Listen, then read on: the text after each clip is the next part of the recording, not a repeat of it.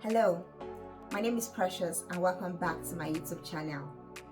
I hope that you've been well since our last video where we talked about how genetics play an important role in eczema and some of the common triggers for eczema. In this video, we are going to be delving more into the triggers for eczema, as some people have called me, messaged me, asking me to talk more about the triggers for eczema so that we are able to better identify some triggers that actually affect each individual. So the first thing I'm going to talk about today is dry skin. One of the most important things you have to understand about eczema is that your skin barrier has a lot to do about your eczema. Once your skin barrier is compromised, this can actually lead to inflammation and then to physical manifestation of eczema, which is known as the flare-up. So now to dry skin. Once your skin becomes dry, there is a tendency for you to scratch and break your skin, and this can lead to inflammation and eventually an eczema flare-up. For some people, you may begin to see physically that your skin is dry, such as seeing scaliness of your skin and so on. At this point, just know that your skin is actually very, very dry for you to begin to see the physical manifestation of it.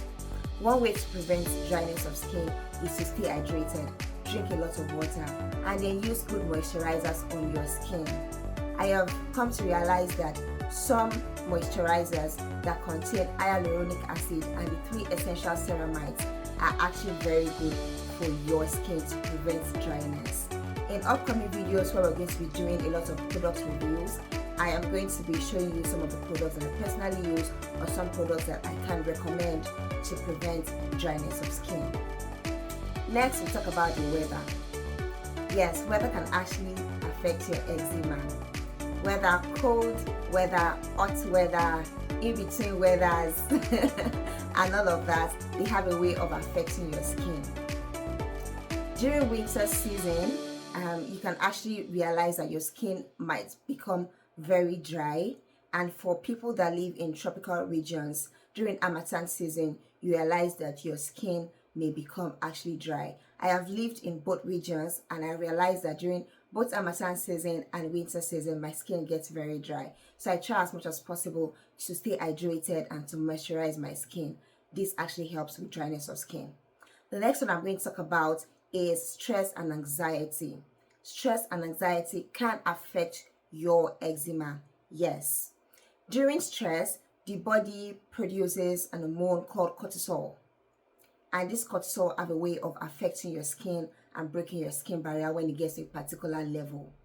So you want to reduce your stress levels as much as you can. Your stress levels, your anxiety level, you want to reduce it as much as you can. This will actually help you to go a long way to reduce your skin from getting too compromised and your skin barrier breaking and all of that. The next one is diet. Some people have realized that certain foods such as milk, peanuts, wheat have actually shown to be a trigger in their diet, and the best thing to do when you realize this is to begin to avoid some of this food. For those of us living with eczema, it is very important that we are cautious of allergies, because since eczema is an autoimmune disease, it is very, very likely that we are subjected to other forms of allergies as well. Apart from just eczema, we are very prone to allergies because of our immune system being overactive and all of that. So yes, you want to watch out for diet. What is actually causing that? Sometimes, again, hormonal imbalance or hormones can actually lead to this. So sometimes for people, especially women that has reached menopause, or for women that are even still young, you might discover that shortly after your ovulation, you may have some symptoms of eczema or some flare-ups as well. Once you realize this, you want to actually consult your doctor and talk it through to know what you can do to relieve your symptoms at these stages. So yes, that is some of the most common triggers. Other triggers that I will not really be going deep into involves cigarette smokes, some metals like nickels, some materials like cotton, some clothing materials like cotton, scented products, like I said in my last video, fragrance products. Some of these substances could actually contribute to being triggers for you. So it's actually important for you to watch out for this. I hope that you've learned one or two things from this video, as how to watch out for what your triggers might be.